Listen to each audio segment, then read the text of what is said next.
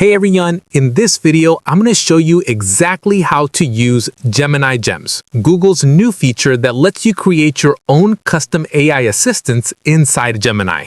If you've ever played around with custom GPTs, this is going to feel really familiar. Let's get right into it. First things first, you'll need a Google account to create a gem. You can use gems on both the web and mobile apps, but remember, you can only create and edit them from the web version. Also, just a heads up, gems can't be used with Gemini Live or for creating AI-generated images just yet.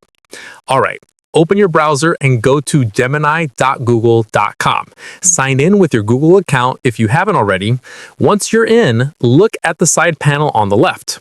Click Gem Manager, or if your panel's collapsed, tap the gem icon. It looks like a little jewel. Now click New Gem. This will open the Gem Builder and you'll see a split screen. On the left side, you'll have your editor panel where you'll enter your prompts and instructions.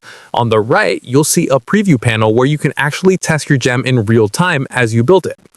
Start by giving your gem a name in the name field. Pick something descriptive that matches what the gem will do, like travel planner, fitness coach, or email assistant. Next, go to the instructions field. This is where you tell Gemini what your gem should know and how it should respond.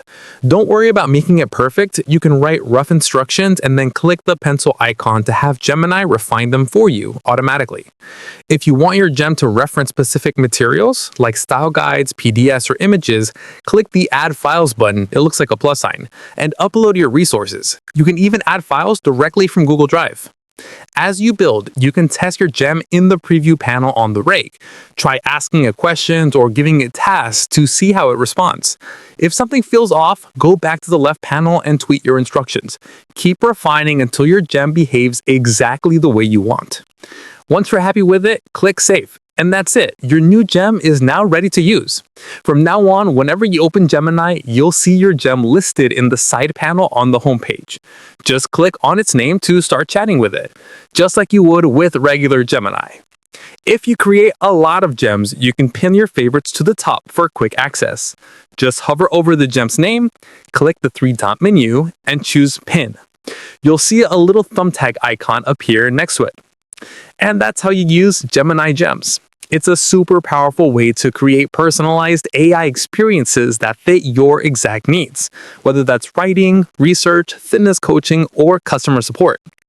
If you found this tutorial helpful, don't forget to like the video, subscribe for more easy AI guides, and let me know in the comments what kind of gem you're planning to create.